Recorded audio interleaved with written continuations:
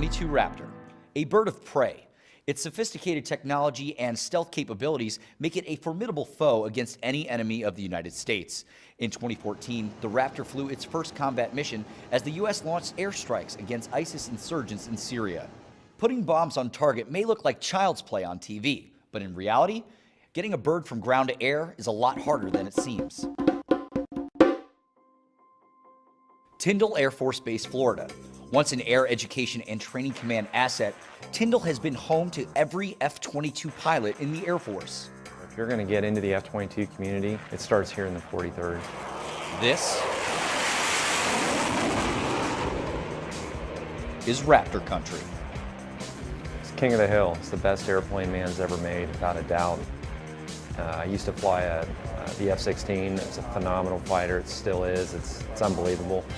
The F-22 is just a step even greater than that. There's nothing in the sky that can match its capability.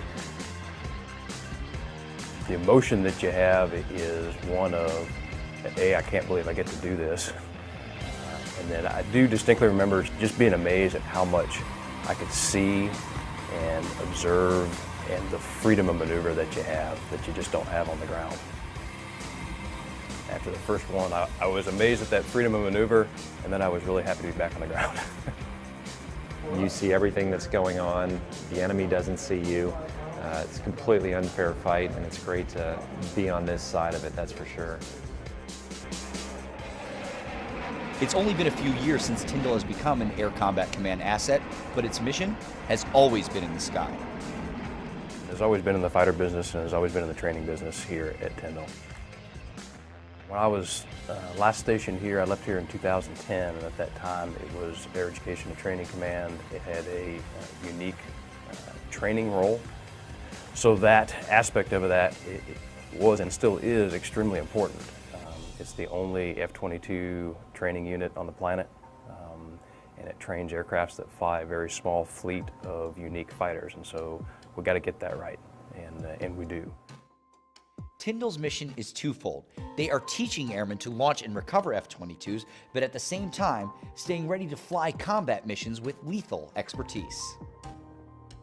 The challenge is to be able to do both of those missions and keep the balance of your wing assets and your wing focus on both of those things. The training mission is critical, and it pays dividends in the long term, whereas the combat mission potentially is much more short term, and the squadron could deploy at a moment's notice.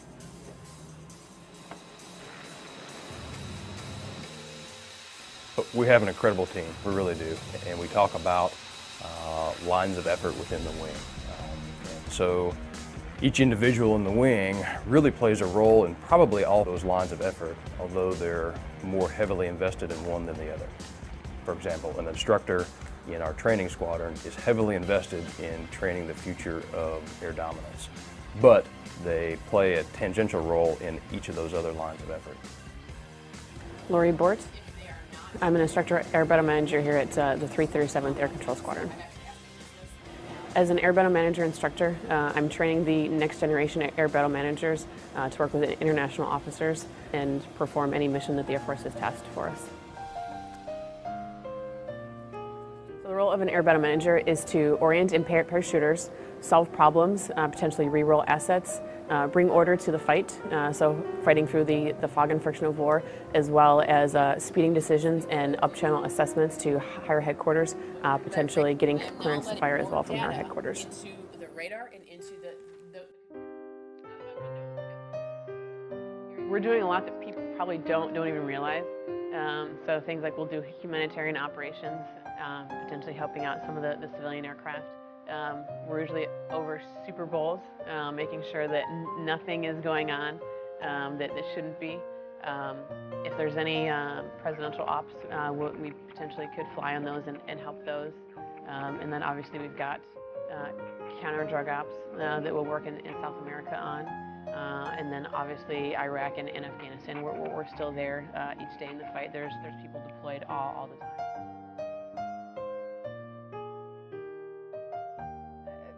Put down a pilot as my first choice. ABM was my second. I'm actually thrilled that I was selected as an ABM. I think I'm much more of a bigger picture person, and I like having my hands in all areas, and I think that this career field, from what I know of it, really lends itself to that.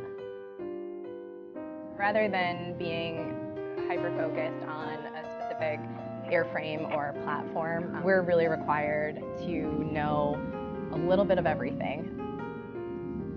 The pilot really is looking through the straw, if you will.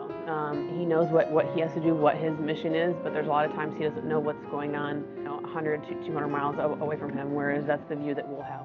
We'll be able to see and talk to assets that are, hundreds of miles away, whereas a pilot is just going to be able to see something and talk to someone within a much shorter distance than what we can do.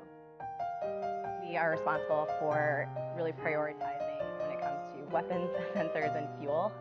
So that allows us to have an opportunity to really think battle management-wise and really putting a lot of these smaller puzzle pieces together to create this larger.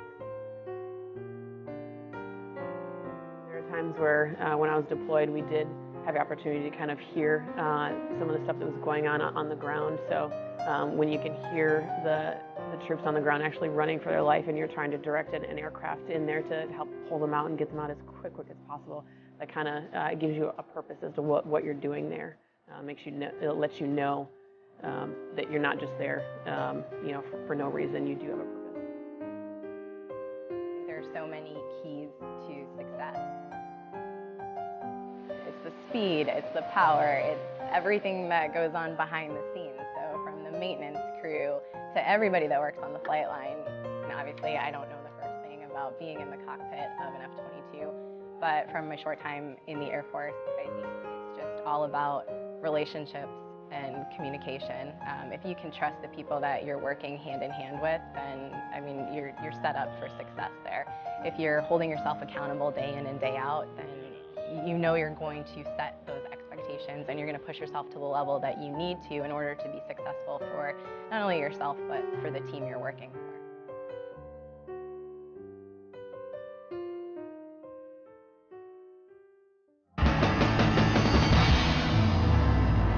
The F-22 is agile, fast, and stealthy, but none of these capabilities matter if we can't get it off the ground. And the airmen who work around the clock to make sure these jets are ready to fly know that the end result is worth every drop of sweat. Is that good? Yeah? That motor swap is just kicking off us all day. And about time to leave, we're like, we spent all day trying to get it done. We're not just gonna walk out now. You know what I'm saying? It's kind of like you let the job beat you in a way. That's what I like about this job. It's you take a lot of pride in your work and your jet. To me, a maintainer is. Can I be arrogant about it? Your flight line handyman. Not like a grease monkey, You got an 18, 19-year-old airman, male or female, who is given a $187 million airplane, one of the most sophisticated airplanes in the Air Force arsenal. The backbone of the Air Force. I think so, entirely. Is that a metal door or a composite? I don't think you can tap it on either one. They all sound the same. Nah, I think that's metal. You think so? What's your proof on that? It sounds metallic. I'll show you how you know. Oh, so I'm still learning. I have a lot to learn. The class I came in with, we're still the new guys.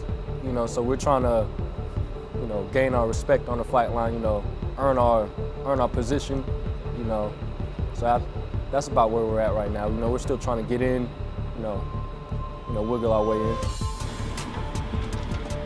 in. We have a lot of 3 levels and a lot of 5 levels in the AMU who are really just working way above what they should be asked to do, and they're succeeding greatly, learning a lot, but also performing at a high level. Surviving the flight line is about having snacks. These airmen are better trained, better equipped, better resourced than it was when I come in. And the airmen are a lot smarter when I come in. A lot of these airmen out here are 3 levels and 5 levels with less than 5 years of experience out here, many new to the jet. So it's really eye-opening. Yes, so I was right. It is metal, yes, but that's how you can tell. Maintainers like Airman Williams are key to unlocking the capabilities of the F-22. Perhaps the one thing, though, that sets it aside from all the other jets in the sky right now is its supercruise capability. The Raptor can fly at supersonic speeds without using its afterburners, making this jet insanely efficient. Now, even though it gets great MPGs, it's still hungry. To fuel this bad boy up for one mission, it can take up to 2,500 gallons of fuel, and that could take a lot of time. But thanks to fuels technicians on the ground, they can get a pilot gassed up and back into the fight in as little as 20 minutes, thanks to hot pit refueling. I'm Technical Sergeant Anthony Morris, and I'm the NCIC of Fuels Distribution for the Fuels Flight here at Tyndall Air Force Base. When it comes to hot pit refueling, I see us as the most significant. Of course, you got to have the maintenance guys to fix it, you know, and the crew chiefs to kind of take care of it. And the pilot can't drop bombs. I mean, he has to drop the bombs, but just like a car, you can have all the best maintenance on it in the world, but if you run out of gas, you're not driving. Basically, a hot pit refueling cuts sortie time regeneration in half, sometimes by about 70%. If we're in a wartime situation or any other situation where we got to get aircraft back airborne to be able to go do their mission wherever they're needing to go, we fuel aircraft with engines running. They pull up, they're allowed to receive fuel and go right back out onto the runway and take off. To know that we played that big of a part supporting the 43rd there and making sure that their pilots receive the training that they need is huge to me, because then that basically lets me know that we're doing our job to make sure that the Air Force is getting the best pilots in the world to be able to go out there and defend this country, and that's what it's all about. I love the Airmen. Being able to look back and say, okay, this guy got here, they had no idea what they were doing. Like, they weren't even confident enough to drive on the flight line because, you know, we didn't know if they would cut off a jet or if they'd do something crazy. So to see them progress from that manner, now they're out there, they're pumping gas.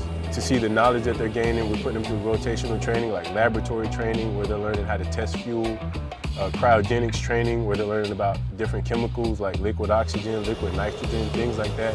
And to see their curiosity and the fact that they care, that's the biggest thing for me.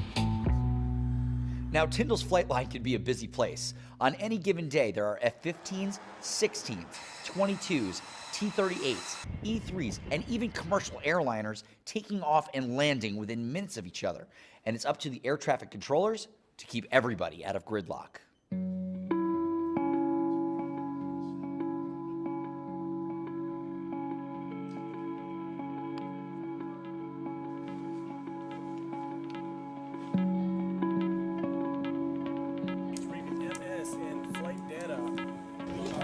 I'm Tech Sergeant Bryce Hamilton, and I'm Air Traffic Controller.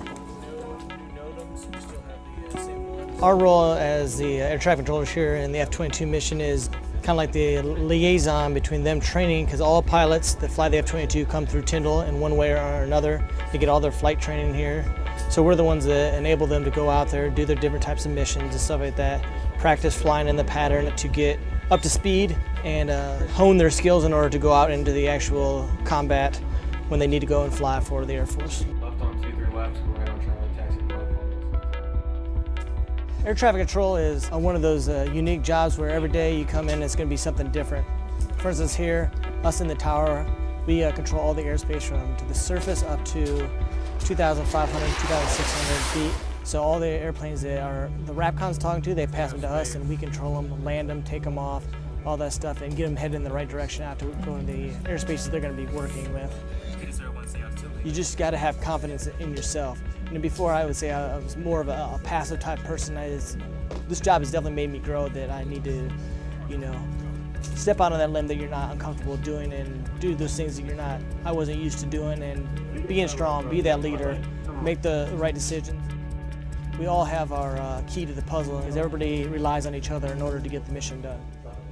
The hard work of all these airmen now rests on the shoulders of one. To be trusted with this opportunity, pilots must prove themselves worthy.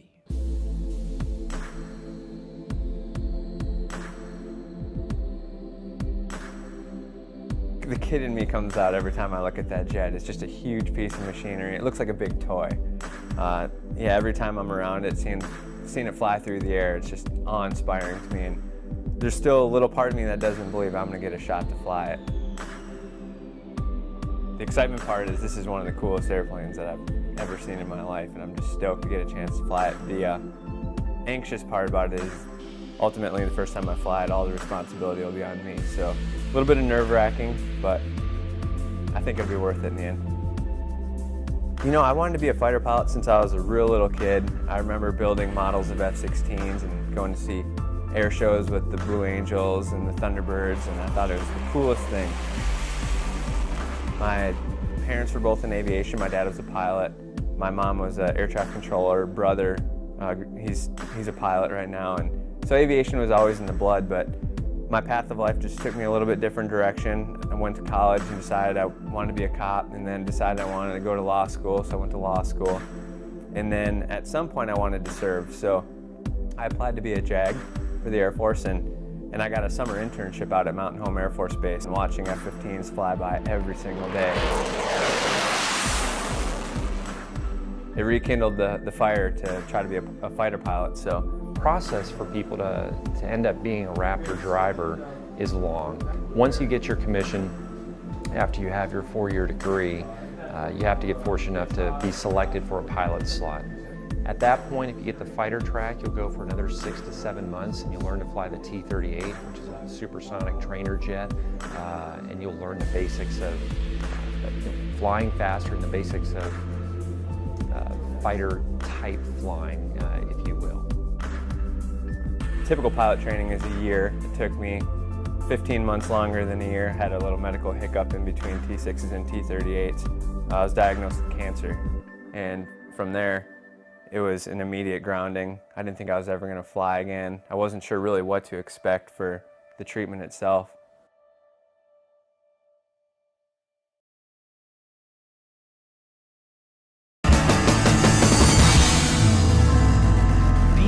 Fighter pilot is one of the most physically and mentally demanding jobs in the world. Something as little as colorblindness can end your career before it even begins.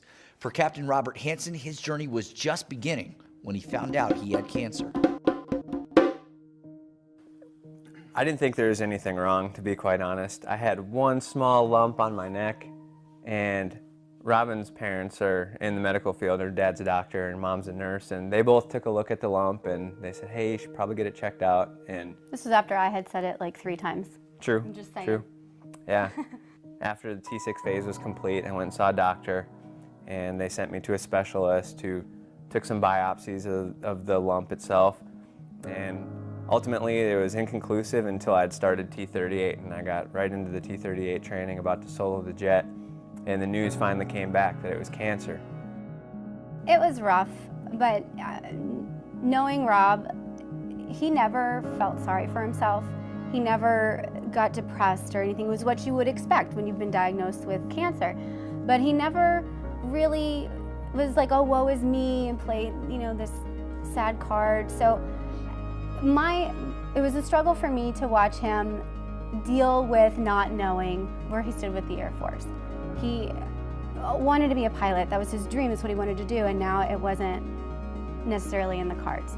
And that was really hard for him to watch that slip away, because you would see in his eyes it just wasn't, he just didn't know. And not knowing is the hardest part sometimes. As soon as the news dropped that I was diagnosed with cancer, the commander at that time, Lieutenant Colonel Moon, saw me into his office and said, hey, your primary job at this point is just to get healthy. He's like, I don't even want to see you until you are healthy and all the treatments are done. And so there's a regulation that said that I was supposed to be disenrolled after 6 months of being off of flying status. And they essentially said, hey, we're going to submit a waiver for this guy to get him back into pilot training. And we're not going to disenroll him until we hear back on that waiver. And that was a huge blessing for me too. So I had 15 months worth of time to wait for the waiver where I could continue to study, and they continued to give me jobs and make sure that I was gainfully employed with the Air Force so that I could indeed get reinstated into pilot training. After 15 months of chemo and radiation treatment with his wife by his side, Captain Hansen beat cancer and went right back to pursuing his dream of flying. It's been an emotional roller coaster in some ways.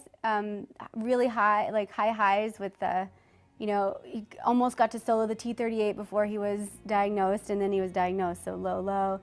Then he beat the cancer, and then we didn't know if he was going to get back in, and that would have broken his heart, which would have broken my heart, and then he got back in, and then, you know, here we are. About to get really, really high again. That assignment night was pretty cool too when really we finally, emotional. just the moment when it was finally my turn to get my assignment, and I'm in front of this big crowd, and yeah, there's some instructor pilots that are basically telling the crowd some of your mistakes in pilot training, and so you're just sitting there, and I had a little bit of a buzz going and a little bit anxious and excited, and the moment was finally about to arrive, and the SNR, the Senior National Representative, gets to announce what aircraft I get, and so. His quote, I think the standards must have changed since the last time I flew. Yeah, I think that was 2011. He's like, who's in? Come on, what's he going to fly? The F-22!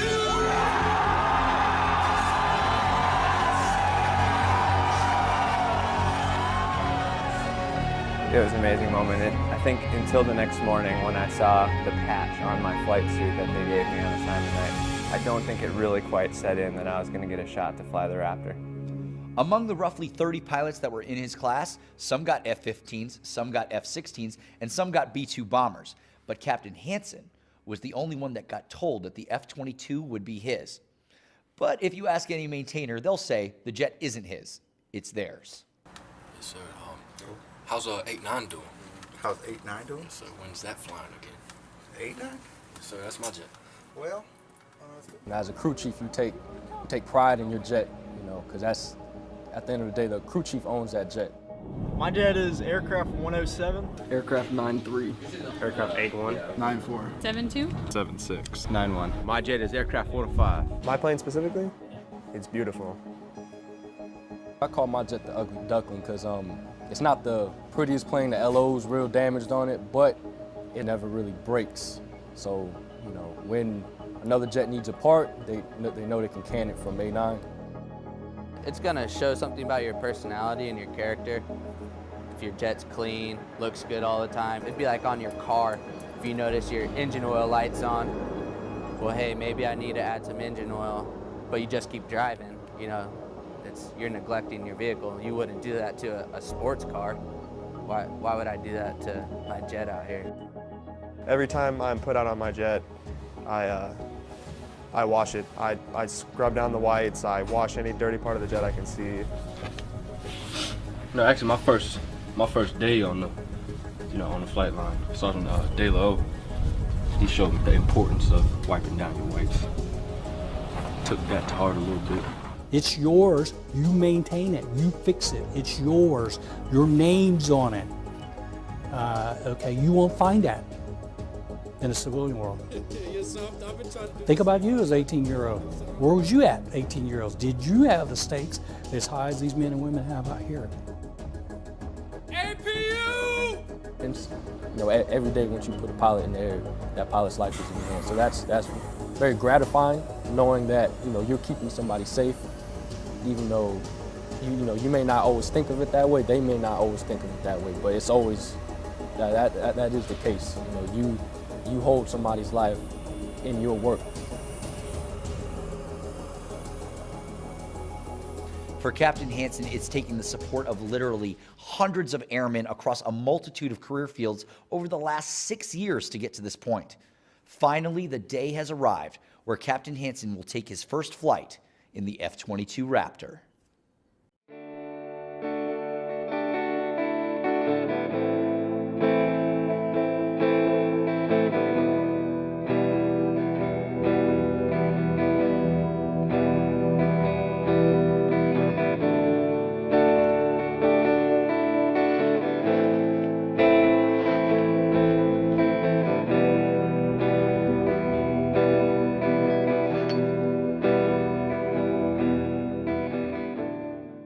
I'm excited for him because this is his, his dream, and it's being realized. He gets to do what he wants to do, and it's going to be emotional for me. I think his first flight, I'm going to be anxious because I just have to wait, and that waiting, like when he lands and okay, he's on the ground, it's cool, and then it'll slowly go away, and I'll feel better about it and stuff. But it's just going to be really really cool to see him.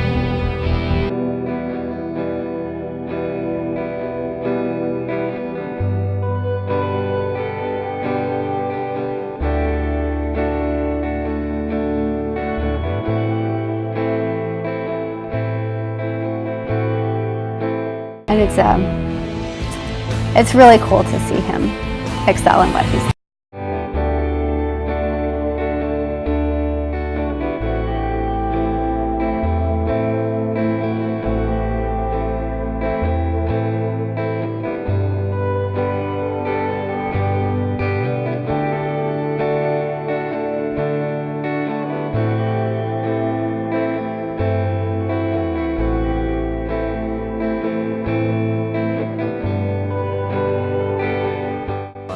Air traffic control towers, ground crews, there's radar controllers out there. It's really a whole team concept to get the jet in the air. The pilot is literally just putting the aircraft through its paces and what it's supposed to be doing, but man, without the pilot, the jet can't fly, but without everybody else, there's no way that pilot can even get to the jet.